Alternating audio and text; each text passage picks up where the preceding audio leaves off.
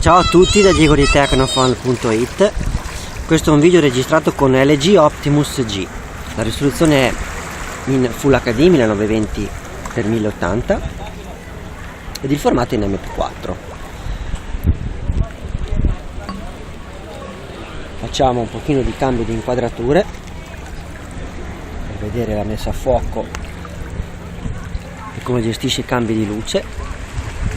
Quella che sto inquadrando adesso è la bellissima Vernazza, città delle Cinque Terre.